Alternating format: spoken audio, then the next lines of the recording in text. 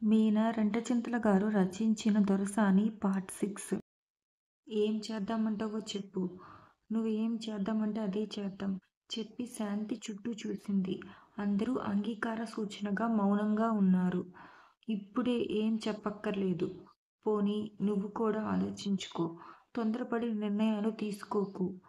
అంటే తొందరపడి విడాకులు తీసుకోకు అనేగా. జానకి లేచి నిలబడుతూ అనుకుంది. తొందరపడ్డా పడకపోయినా తను అదే నిర్ణయం తీసుకుంటుంది.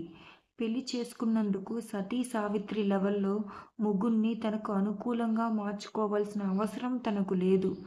నేను వెళ్తున్నాను. సీరియల్ వస్తుంది టీవీలో. వాళ్ళు లేచారు. ఇంతకీ అతనికి ఇప్పుడెలా తెలిసింది ఆ విషయం? జానకి అడిగింది గదిలోంచి వెళ్ళబోతూ.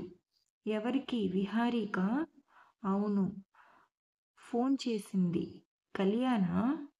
అవును. ఏమని అయినా జానకి అర్ధోక్తిలో ఆపేసింది. ఇక ఆ విషయం గురించి ఆలోచించాల్సిన అవసరం ఏమాత్రం లేదు. పేపర్లో ఎలిజబెత్ టెల్లర్ గురించి వేసిన ఆర్టికల్స్లో ఉన్న ఆమె ఫొటోస్ను కట్ చేసి స్క్రాప్ బుక్లో అతికిస్తున్న జానకి రూమ్ తలుపు తెరుచుకున్నట్టు అనిపించింది. తలెత్తి చూసింది. వసుంధర లోనికి వస్తుండడం చూసి కోపంగా తలదించుకొని మళ్ళీ పనిలో పడింది. వసుంధరకున్న లెక్కలేనన్ని క్రేజీ ఐడియాల్లో ఇలా తన మనవరాలి గదిలోకి తలుపు తట్టకుండా వచ్చేయడం ఒకటి.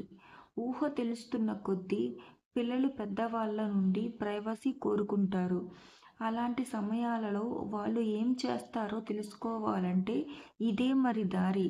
లేకపోతే ఎన్ని మిస్ అవుతాము.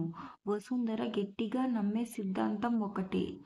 దాని ప్రపౌండరు ఆమె. మనిషికి యవ్వనం 3 సార్లు వస్తుంది. ఒకసారి తను అనుభవించింది కాక తన పిల్లల్లో, వాళ్ళ పిల్లల్లో మళ్ళీ మళ్ళీ నూతనంగా అనుభవానికి వస్తుంది. మన వ్యవహారాల్లో పడి పిల్లల్ని పట్టించుకోకపోతే మిస్ అవ్వం మరి.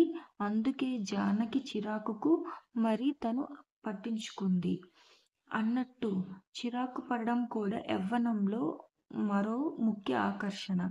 అయినా తన సిద్ధాంతాన్ని ఫాలో అవడంలో కావలసిన దానికన్నా ఎక్కువే జానకి గురించి పట్టించుకుంటుందామె తను.